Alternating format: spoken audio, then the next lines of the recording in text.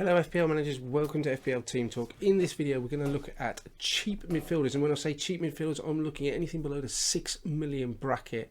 And a quick reminder as to why we're looking at these players. They are key enablers. We can't just have premium players throughout the whole side, as you know. We need these cheap gems in order to be able to facilitate and afford these other premium players that we want. So cheap midfielders I think is one of the most effective way we can do that. We've obviously got 5 to choose from. The massive differentials, the one I've picked, they're all under 5% owned, I believe, except for maybe one. And some of them represent great value for money. And that's what we've got to do. We've got to try and get ahead of that curve, try and get on these players as early as we can, looking at the stats, using the stats to identify can they keep up their scoring record so far, or which players perhaps need to catch up with their expected involvement but haven't quite done so yet, so we can get on even before they get ahead. This way we're going to get better ranks, win your mini leagues. Let's have a look at the first one. Before we get on to the first one, lots of people watching these videos, brilliant. Please don't forget to subscribe. We're a new channel, so looking to provide you with the best content we possibly can. Really helps us out. Press that subscribe button, press the like button. Any comments that you can think about we'd like us to make, any content, anything you want to mention, please, would love to hear from you.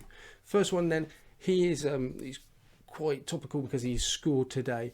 I looked at him seriously at the start of the season at 5.5. He's gone down in value since then to 5.3.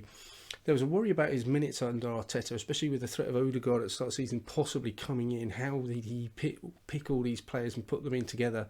But he has been getting the minutes, with the exception of Norwich, I think, and he still took part in that. He started every single game this season.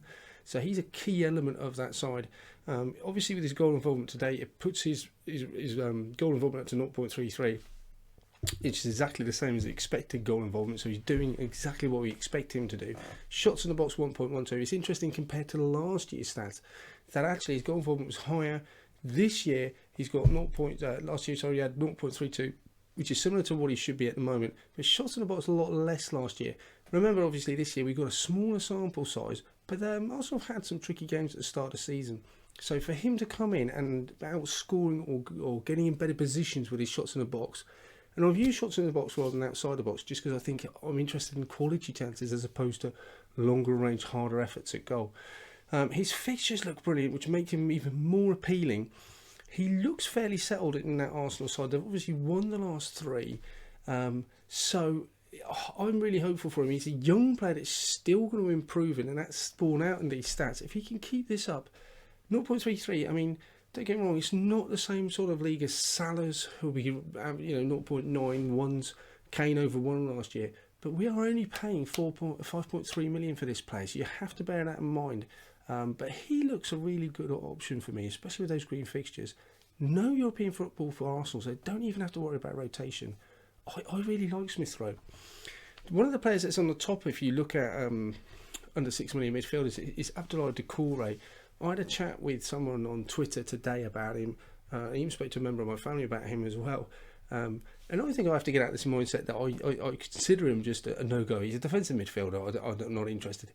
But someone on Twitter definitely reminded me that I've got to just look at the statistics rather than my own preconception. And the eye test, obviously, I can't always rely on my eye test, but the stats don't lie.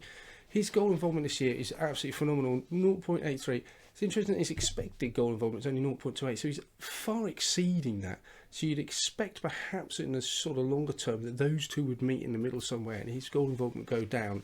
Compared to last year, it was only 0.3. His expected was even like 0.17. Shots in the box only 0.37. Same side, different manager. So it looks like maybe going back to his Watford sort of days where he was this powerful midfielder running box to box, getting into the area and on the end of crosses, and he certainly seems to be living up. Maybe he's got more free roll under Benitez, so those shots in the box certainly bore those details out. His fixtures, he's got a tricky one this weekend away at Manchester United. Other than that, he has got some reasonable fixtures for Everton, and especially with the absence of Charlton, the DCL, maybe he is being asked to push more further forward. The jury's out on him. He looks good though. His underlying figures look good, and again his cost isn't too bad at 5.6. I just feel somehow that there's slightly better for his price. Just looking at his expectancy, goal involvement, I'm not 100% convinced about him. At the moment though, he's exceeding what he should be. You just wonder, is he going to be able to keep that up? And the stats tell me he's not. Next then we look at his teammate, his compatriot Demari Gray. We know all about him, and again it's interesting that his goal involvement 0.83. He's been fantastic this season. Obviously he's scoring goals more than making assists, which is what Doucoure is doing, so that gives us more points. His only goal expecting is only 0.35, so again he's above that. So he's overperforming in terms of what he perhaps should be doing. Shots in the box 1.17. He's quite highly owned, so he's nearly 20%. So a lot of people have jumped on him. Again, I'm not sure. His fixtures look okay, but for that price he's been going up. I'm not sure whether I compare him to Smith-Rowe. I like the fixtures Smith-Rowe have. Demari Gray seems a good option. Wouldn't rule him out. I'm not 100% convinced, if I'm honest, with Everton. I'm just not 100% convinced with Everton. I think with Doucoure, with DCL coming back, maybe with Johnson, that even possibly that would increase their output. Demari Gray, though, as a Demari Gray owner, if you had him up until now, you know, you'd be really happy with what he's produced. Gallagher, I mean, his stats look amazing. We looked at him the other day. Again, he's only 7.9 ownership. It's gone up, but still not much. He's 5.7. His fixtures look nice. And given the fixtures he's had so far with Liverpool, with that Chelsea, they beat Tottenham, obviously. His stats look amazing. He's only played the 4 out of 5 games. He obviously plays Brighton tomorrow night. His goal involvement is over 1. His expected goal involvement is over 1, rather, and his goal involvement is 1. Shots in the box 1.75. He just seems to be at the heart of everything that Crystal Palace do. And he just looks an absolute steal for me with those fixtures coming up. I'm still going to be looking at him, all eyes on him for that Brighton game and his involvement. But for me, he's the standout at the moment. Yeah, Smith-Rowe being just 0.4 can be a lot. If I could stretch to Gallagher when I'm putting together a wildcard or transferring players amongst, I think I would. I think I'd choose him over anyone. We're constantly going back to Everton players. They seem to have a midfield that is scoring and contributing all over the place.